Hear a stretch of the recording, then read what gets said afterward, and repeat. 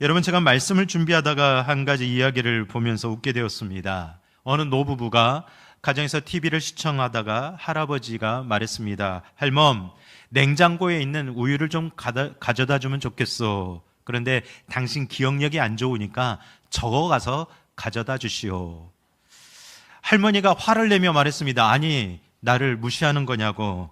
내가 치매라도 걸린지 아냐고. 걱정하지 말라고 그렇게 냉장고 앞으로 갔습니다. 그리고 할머니가 가져온 것은 접시에 담은 삶은 달걀이었습니다. 그러자 할아버지가 말합니다. 아니 할멈, 왜 소금은 안 가지고 왔어? 내가 그래서 적어가라고 했잖아. 혹시 이런 어르신들이 있을까봐 염려는 됩니다만 나이가 들면서 기억력이 흐려지는 것은 어쩔 수 없나 봅니다. 참 안타까운 일이죠. 그런데 여러분, 단순히 웃고 넘어갈 이야기를 영적으로 좀 적용해 보고 싶습니다. 우리에게 늘 베풀어 주신 그 은혜를 우리가 이렇게 쉽게 잊어버리고 있지는 않습니까? 영적 치매에 걸려 있으면서도 그 사실조차 인지하지 못하고 살아가고 있지는 않습니까? 우리가 신앙생활을 잘하기 위해서는 하나님이 어떤 분이신가를 듣고 또 들으면서 기억을 해야 되는 겁니다. 여러분의 하나님은 어떤 분이십니까? 성벽 재건을 완성한 이스라엘 백성들은 말씀을 듣고 또 들었습니다. 그 듣는 목적은 유일합니다. 하나님은 어떤 분이신가? 그분이 우리에게 행하신 일은 무엇인가? 우리는 어떤 존재인가? 전에는 하나님 없이 살 수 있다라고 말했다면 이제는 하나님 없이는 살 수 없다라고 말할 수밖에 없었습니다. 이제는 하나님 없이는 안 되는 사람임을 알았습니다. 그렇게 하나님의 말씀을 듣고 하나님 앞에 엎드립니다. 사랑하는 성도 여러분, 오늘 이 시간 하나님에 대해서 듣기를 원합니다. 하나님이 어떤 분이신지를 다시 발견하길 원합니다. 그리고 하나님을 향한 그 믿음이 더해지시는 은혜의 시간이 되시기를 주님의 이름으로 축복합니다. 그러면 우리의 하나님은 어떤 분이실까요? 저는 오늘 두 가지에 대해서 나누고자 합니다. 첫 번째, 우리 하나님은 전능하신 창조주 하나님이십니다. 우리 6절 말씀을 함께 읽어보겠습니다. 오직 주는 여호와시라. 하늘과 하늘들의 하늘과 일월 성신과 땅 위의 만물과 바다와 그 가운데 모든 것을 지으시고 다 보존하시니오니 모든 천군이 주께 경배하니이다. 아멘. 본문에서 하늘들의 하늘이란 우리가 일명 말하는 우주를 의미합니다. 우주란 무엇입니까? 이제는 우주 시대를 우리가 살아가고 준비하고 있죠. 우주 관광 상품이 나오고 있습니다. 그런데 그 우주는 진짜 무엇입니까? 제가 사전적 의미를 찾아보니 이렇게 설명을 했습니다. 우주란 모든 시공간의 총체를 뜻한다. 여기서 시공간은 모든 천체뿐 아니라 공간 그 자체와 우주의 모든 역사를 포함하는 시간을 의미한다. 여러분에게 보여드리는 이 사진이 백과사전에 나온 우주 조감도입니다. 그런데 이 조감도는 우리 지구에서부터 바라보는 우주의 조감도입니다. 우리가 관측 가능한 우주의 시공간의 크기가 지구로부터 약 930억 광년이라고 말합니다.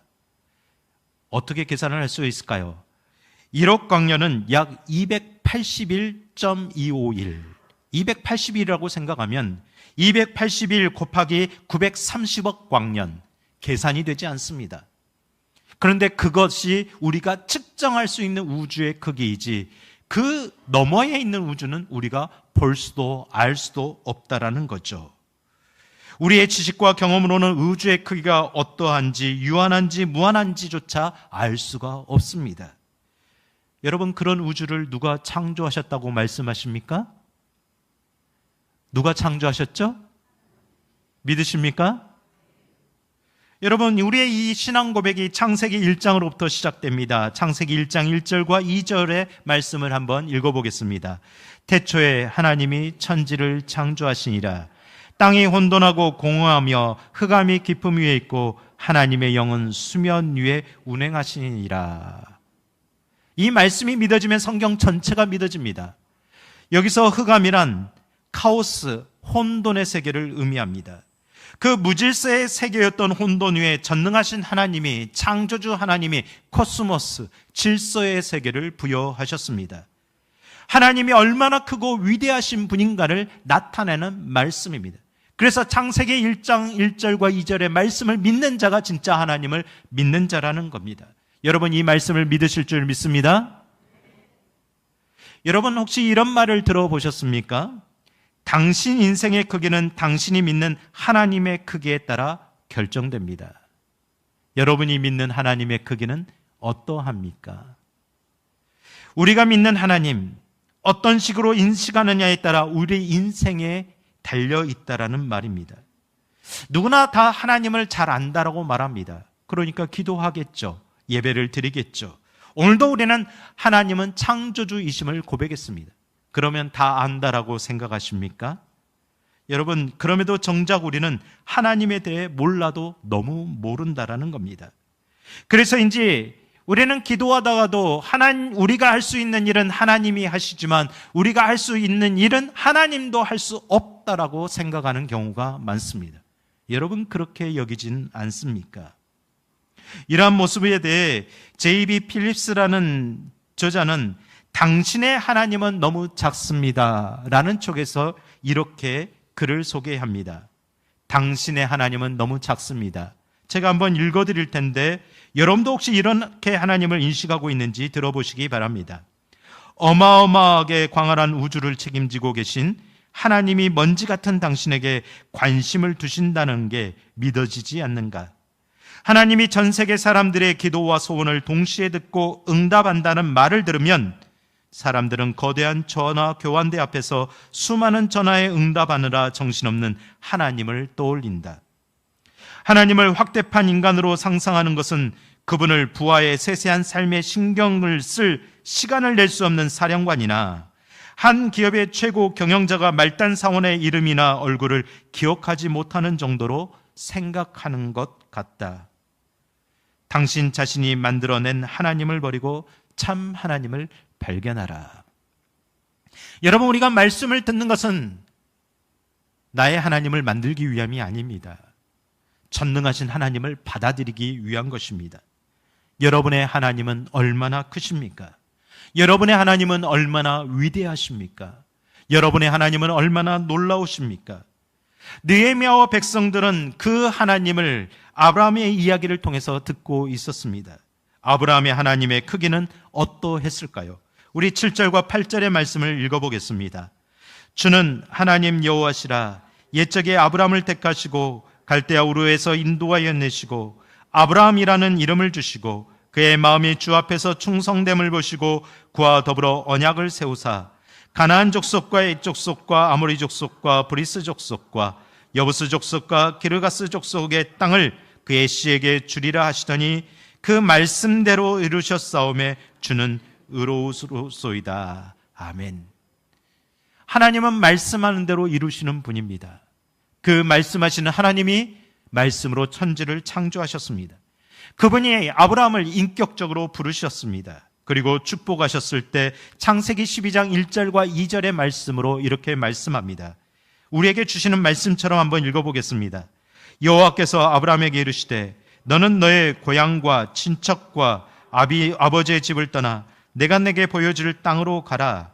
내가 너로 큰 민족을 이루고 내게 복을 주어 내 이름을 창대하게 하리니 너는 복이 될지라. 아멘.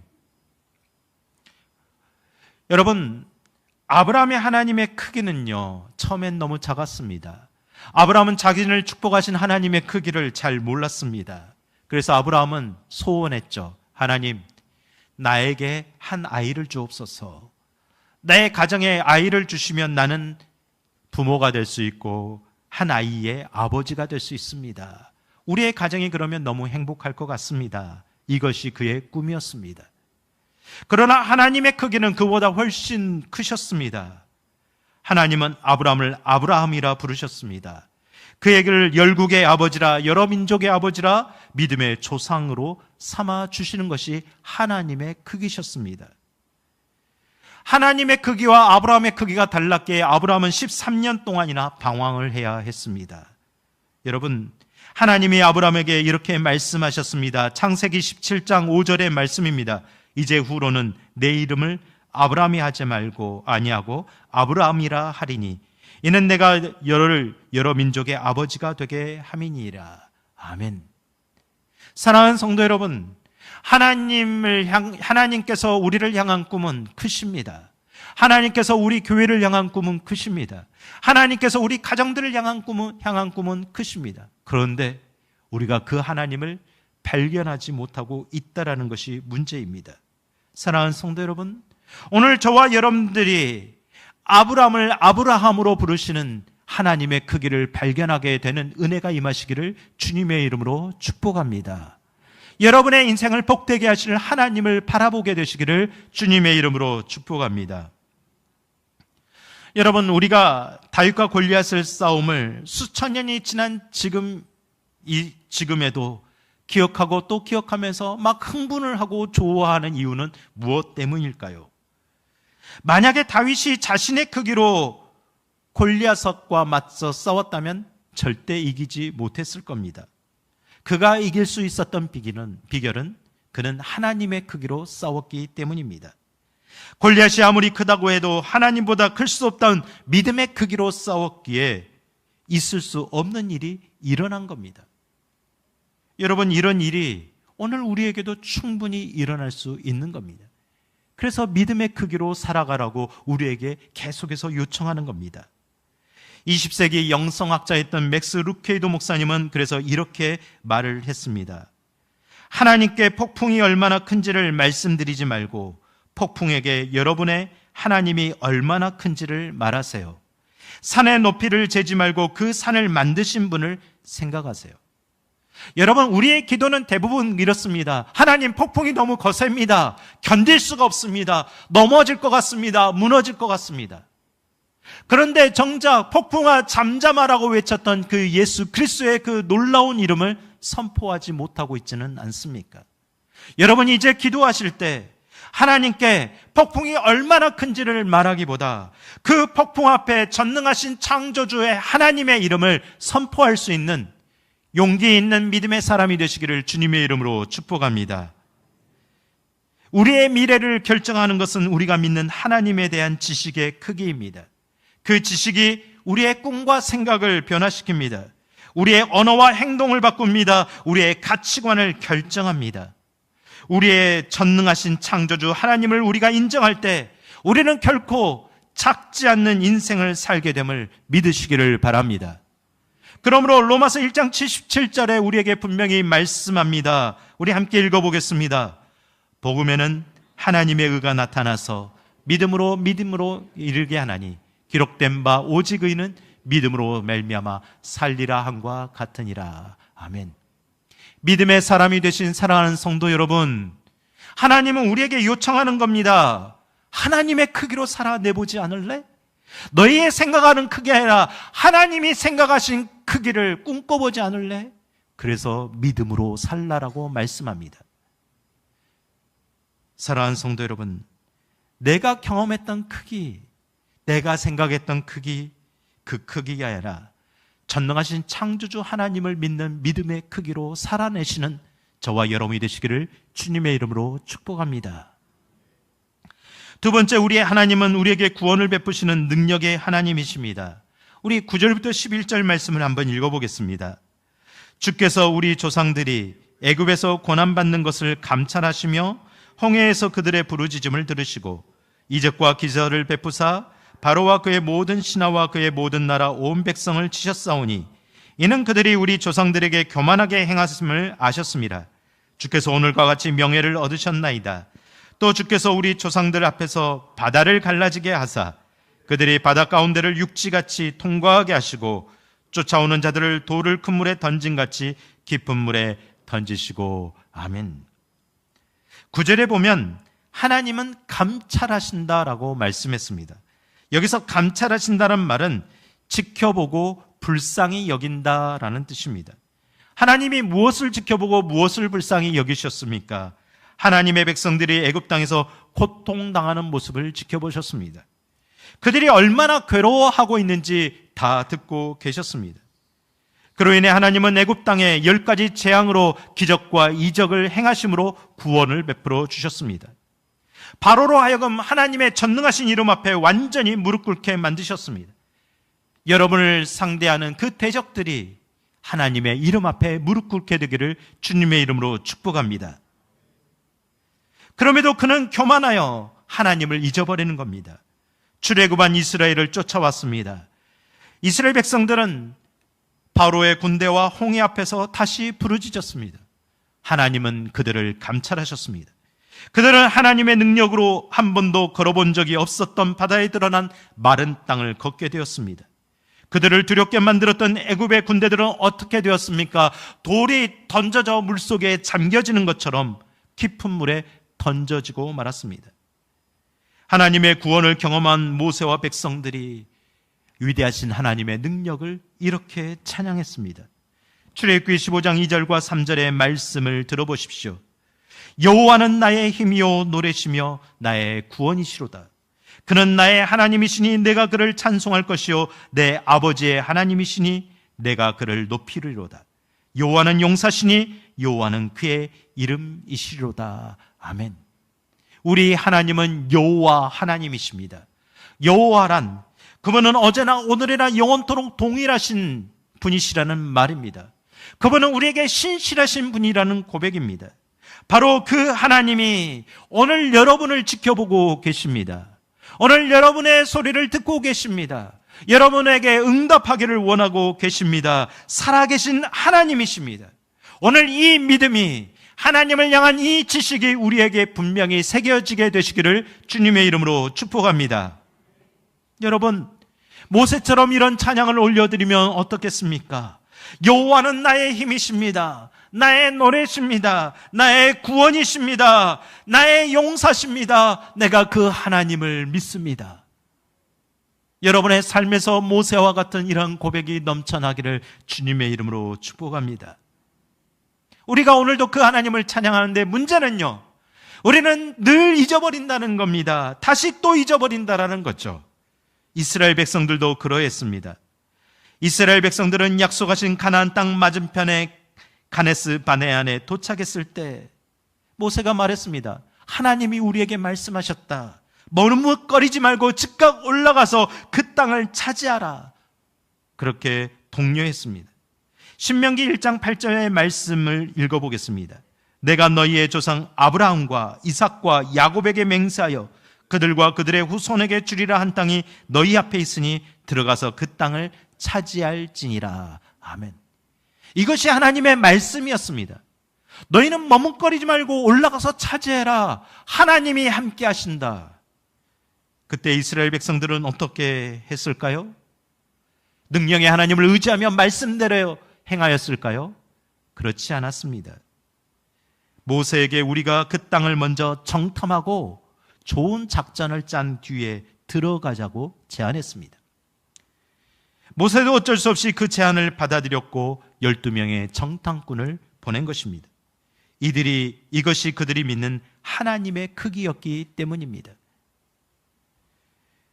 그 불순종의 결과, 그 불신앙의 결과가 이스라엘 백성들로 하여금 40년 동안 광야 생활을 하게 한 겁니다. 여러분, 40년 광야 생활의 결론은 불신앙이었습니다. 위대하신 하나님을 믿지 못하고 말씀을 따르지 못한 결과물이었습니다. 우리는 어떻습니까? 우리는 매주 하나님의 말씀을 들음에도 불구하고 말기 의심병 환자처럼 그렇게 살아가고 있지는 않습니까? 사랑하는 성도 여러분, 그럼에도 하나님은 자기 백성들을 어떻게 대하셨는지를 말씀하십니다. 12절부터 15절의 말씀을 한번 읽어보겠습니다. 낮에는 구름기둥으로 인도하시고 밤에는 불기둥으로 그들을 행할 길을 그들에게 비추셨사오며 또 시내산에 강림하시고 하늘에서부터 그들과 말씀하사 정직한 규례와 진정한 율법과 선한 율례와 계명을 그들에게 주시고 거룩한 안식일을 그들에게 알리시며 주의 종 모세를 통하여 계명과 율례와 율법을 그들에게 명령하시고 그들의 굶주림 때문에 그들에게 양식을 주시며 그들의 목마름 때문에 그들에게 반석에서 물을 내시고 또 주께서 옛적에 손을 들어 맹세하시고 주겠다고 하신 땅을 들어가서 차지하라 말씀하셨사오나. 아멘. 구원의 하나님은 자신의 능력의 크기를 보여주셨습니다. 광야에서 낮에는 구름 기둥으로 갈 길을 인도하셨고 밤에는 불 기둥으로 갈 길을 비춰주셨습니다. 여러분, 광야는 그런 길입니다. 다른 어떤 것이 아닌 하나님의 말씀으로 살아갈 수 있음을 배우는 길입니다. 이를 위해 하나님은 너희들이 지켜야 할 계명과 율례와 율법을 주시겠다고 말씀하셨습니다. 그렇게 우리에게 말씀을 주셨습니다.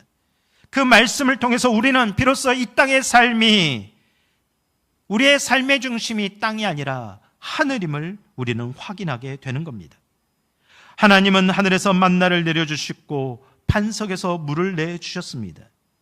여러분, 이것을 통해서 그들은 전에는 바로가 먹여주고 입혀주는 줄 알고 살았지만 이제는 우리를 하나님이 먹이고 입히신다라고 고백할 수밖에 없었습니다. 사랑하는 성도 여러분, 이스라엘 백성들이 경험한 그 구원의 하나님, 그 놀라우신 능력, 그것이 오늘 우리에게도 베풀어지고 있음을 믿으시길 바랍니다. 그 하나님을 만나시고 경험하는 신앙생활이 되시기를 주님의 이름으로 축복합니다. 혹시 그럼에도 불구하고 여전히 생각을 바꾸지 못하고 믿음을 키우지 못하며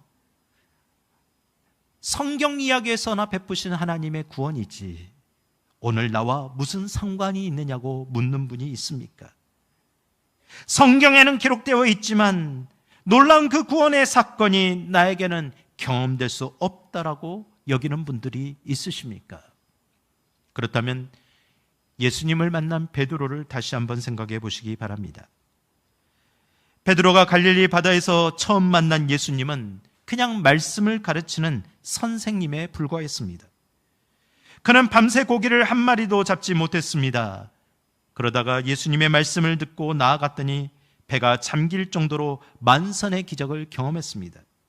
그 자리에서 베드로의 교만이 꺾였고 겸손히 주님을 인정하며 엎드렸습니다. 주여, 나를 떠나소서. 나는 죄인이로소이다. 여러분, 우리의 교만은 하나님을 만나야 꺾이게 되는 겁니다. 우리가 하나님을 경험하지 못하면 절대 우리는 하나님의 크기를 경험할 수가 없습니다.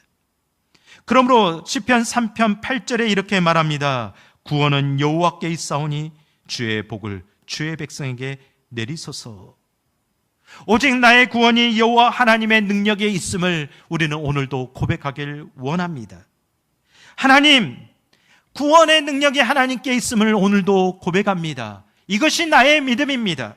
그러므로 주님의 복을 하나님의 백성이 된 나에게 내려주옵소서. 주님의 복을 오늘 주님의 백성으로 살겠다로 다짐하는 우리의 가정에 내려주옵소서. 주님의 복을, 주님의 영광을 위해 살겠다고 다짐하는 우리 기업에, 우리의 직장에, 우리의 삶에 내려주옵소서. 우리는 주님의 것입니다. 주님을 인정하는 믿음의 고백이 우리 안에 고백되기를 주님의 이름으로 축복합니다. 바로 그럴 때 주님은 우리에게 이렇게 말씀하실 겁니다. 스바냐 3장 17절의 음성을 들어보시기 바랍니다. 너의 하나님 여호와가 너의 가운데 계시니 그는 구원을 베푸실 전능자이시라. 그가 너로 말미암아 기쁨을 이기지 못하시며 너를 잠잠히 사랑하시며 너로 말미암아 즐거이 부르며 기뻐하시리라 하리라. 아멘. 하나님은 여러분을 기뻐하십니다. 하나님은 오늘도 여러분을 사랑하십니다. 하나님은 우리의 모든 형편과 모든 자리를 주의 깊게 감찰하고 계십니다.